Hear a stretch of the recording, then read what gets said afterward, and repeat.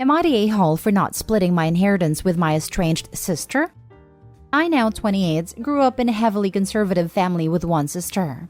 When I was 10 and my older sister was 18, my parents disowned her after catching her with another girl. I did not attempt to contact my sister until I was 21 and in college. My parents had convinced me that she was wrong, and it took a while for me to unwind their beliefs and realize that the world isn't like that anymore, and my sister was simply different. I found her on Facebook and messaged her saying I didn't agree with how my parents treated her and I wanted to meet up and keep in touch. She replied the next day saying she had moved on from her family and that she wished me the best, but did not want any ties to her childhood, including me. I left it at that. 4 years ago, my mom died. I let my sister know on Facebook and she didn't reply. Early this year, my dad died. I again sent my sister a message, just so she would be aware. She did not reply. When my mother died, she left everything to my father. And when he died, he left everything to me. The amount is substantial. Then 3 days ago, my sister sent me a message asking if the will had been executed. I replied simply stating yes. Then she sent me a message saying that I should split my inheritance with her, because it's not her fault that my parents disowned her and removed her from the will. I have not replied to her yet. I can see her point, but I feel like she's a stranger to me. If she had been open to me once I reached out to her, I think I would do it. But I have no relationship with her outside of some early childhood memories and a handful of Facebook messages, the most meaningful of which is her rejecting being my sister. Am I the a-hole if I say no? Now for the top comments. Not the a-hole. You reached out to her earlier and she refused to meet with you, telling you she wanted no contact with the family, including you. Now she wants money? It's yours. You do not have to share with her. In fact, she wouldn't want it as it's a tie to the family. This 100%. I'm sorry, sister, but I feel like the money would be a tie back to your childhood and I don't want you to suffer with that. This. Not the a-hole. She made her bed with you and she chose to ignore you.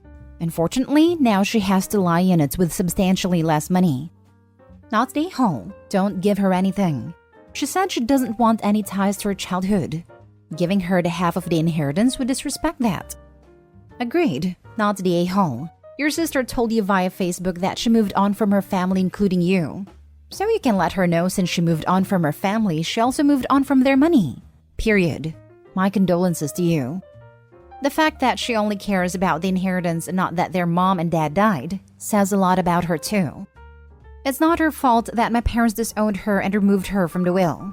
No, but it was her choice to reject you and not want any ties with her family. She didn't even send you a sorry for your loss message when your parents died. You wouldn't be hearing from her now if there wasn't significant money involved. Since she didn't want a relationship with you, the last member of her bio family, she's not entitled to a dime of family money. Not the a-hole. Next story. Am I the a-hole for spending my dad's estranged father's money? My dad and I had a very bad, toxic relationship.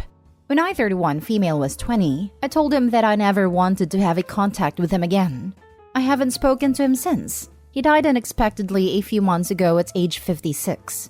My dad was always a bit of a slacker, and it turns out he slacked off in writing his will / managing his post-mortem finance plans. Basically, I was listed as the only inheritor of almost all of his stuff.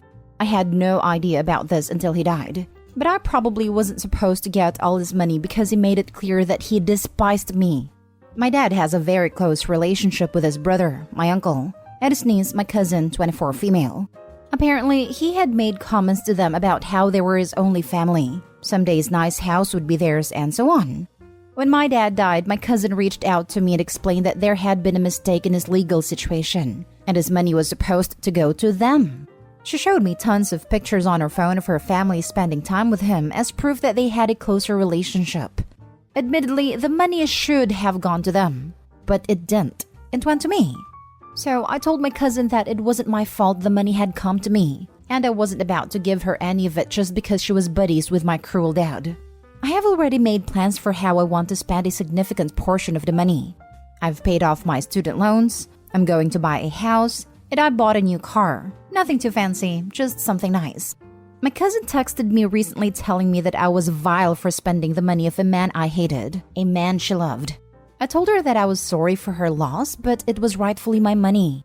I don't feel bad for spending a cent of it.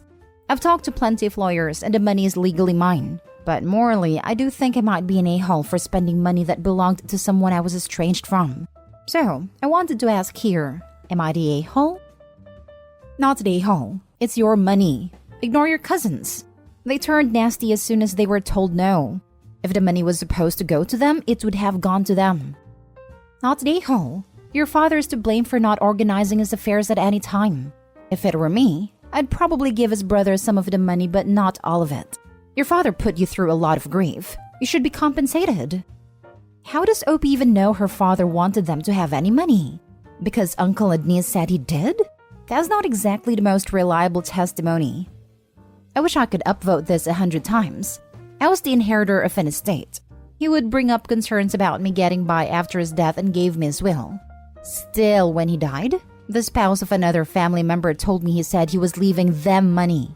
I knew it wasn't true, but this lie has affected the way I see this branch of the family. Some people will say / claim anything for. Not the a-hole.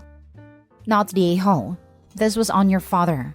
You could make an argument that you're his actual daughter and it's right for you to inherit based on that. And your cousin could make an argument saying that she was closer to him.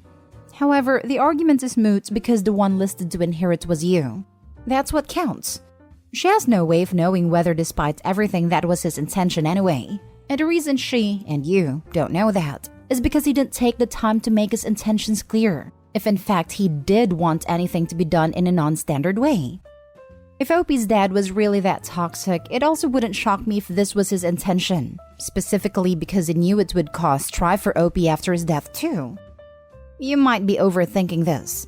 Certainly he probably didn't expect to die at 56, but he had enough foresight to write a will in the first place, so he could have made the effort to keep it up to date if that was what he desired.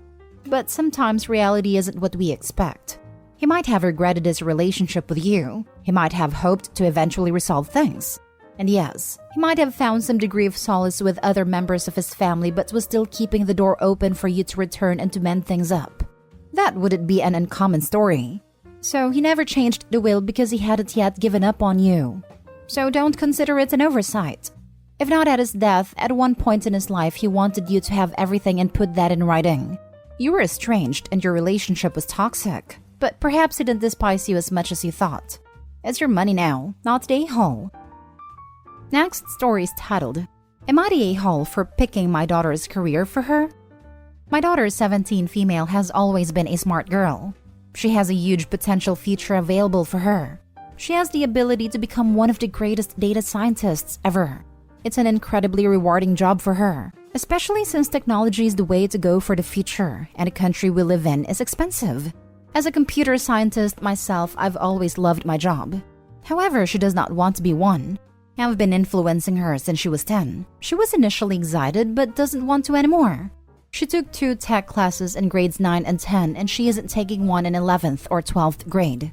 She says that she wants to be a psychologist and now wants to have a business major. I don't think it's right fit for her, the former, because she doesn't have the social skills needed to become a psychologist. She's autistic. Heck, she couldn't even handle her brothers well. How is she supposed to deal with adults with psychological issues? The latter as well, because it involves dealing with people that can be very immature. Also, she took a business course in grade 10 and she ended up not liking it. So why would you take an entire university program? Yesterday, we sat down and we were looking at potential programs. She picked a few from Bachelor of Commerce programs. I tried pushing her to pick the Bachelor of Computer Science programs. At the end, she asked if I would support her no matter what she picks. I laughed and told her not to give me a scare.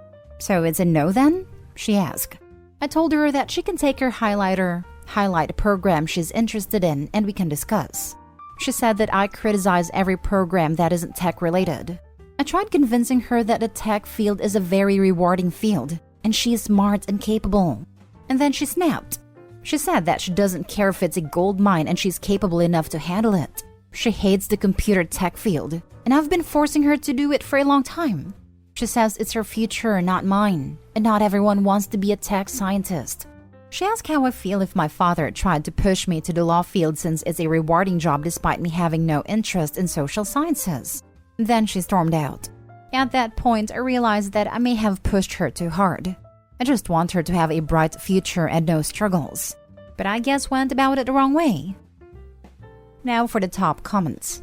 You're the a-hole. Also, autistic people make great psychologists for other autistic people.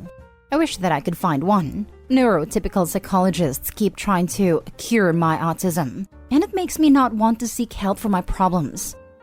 Agreed. We urgently need more neurodivergent psychologists. I have one, and she's a godsend. She's the first person in the field I've felt has understood me. You're the a-hole. Aw, sorry your kid doesn't want to be exactly like you. She's her own person, so let her be. How do you know she has what it takes to be one of the greatest data scientists? By the way, we embedded developers look down on data scientists and all other programmers. Why aren't you pushing her into embedded science? They are the greatest. How do I know? Well, I am one, so obviously. Now, do I sound ludicrous? You're the a-hole. Let your daughter be who she wants to be, not what you want her to be. That just sets her up for failure and unhappiness.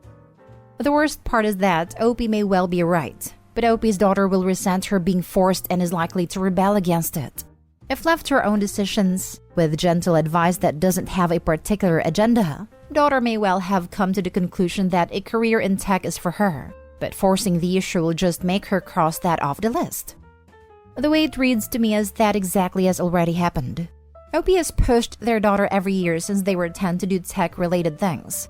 She may come back to tech eventually and finds that she loves it, but honestly, Opie, every time you condescend other professions or mention tech, it's going to be longer and longer before she even attempts it. Or she's going to stick to her guns in whatever profession she does choose, even if she turns out to hate it, because she wants to show you that it was truly what she was meant to do. Now, for the last story. Am I the a-hole for leaving a family dinner at a restaurant after they put me on the kids' table? I, 18 male, I'm the youngest of 3 brothers. My older brother, let's call him Leo, has 2 kids, and my middle brother, let's call him Kenny, has twins. I don't have any kids and live by myself, whereas they both have partners.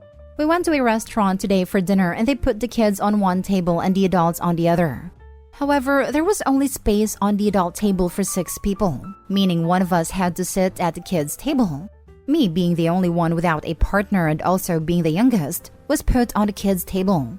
I asked why one of my brothers couldn't sit at the kids' table as they actually have kids on the table. My parents said that there was only one space on the kiddie table, so as I'm a loner, I should be on it. They said that they also wanted to get to know the partners a bit more and I could bond with the kids as I don't see them as often as I would like. This all happened whilst we were at a restaurant, so I don't want to cause a huge scene with shouting and fighting. I politely said that as I have come here to spend time with my parents and brothers, not their kids, and I will be leaving unless I have a spot at the adults' table. They said that they were sorry, but there is no room for me. I then said that I was sorry too, and I left. My brother chased after me saying that he really wanted to see me and spend time with me. And I said that if you wanted to see me that much, you would find room at a table with you. He said that I could still speak with them at the kids' table as they are next to each other. I said I'm sorry, but I don't feel comfortable sitting with a bunch of 5 to 7-year-olds. I told him that you would completely ignore me like you have done before, and the restaurant is loud, so you wouldn't even be able to hear me. I politely thanked him for the invite and said it was nice to see you and enjoy your meal. Then I left. So, am I the a-hole? Not the a-hole. I want to see you. Don't sit with us is a weird way to show he wanted to see you. It sounds like they invited you to babysit for them. I was thinking this. Definitely this. It wasn't that there was no room at the adult table, but that no restaurant would let 4 young children sit at a table without supervision. One of the adults had to sit with the kids, and it's so entirely baffling that none of the kids' parents thought they should be the one to do so. Exactly. They wanted him to babysit because he was younger. They thought, oh, he'd relate to them. I worked at a restaurant called Waffle House. I remembered sitting 3 tables, 2 for adults and 1 for kids. Big party, but no adults sat with kids. So to me, it seemed like they wanted a babysitter. Kids are messy and spilt syrup or ketchup, food and drinks. Not the a-hole. Have you ever noticed that the people who demand you endure a discomfort for the sake of etiquette never stand the slightest discomfort to themselves?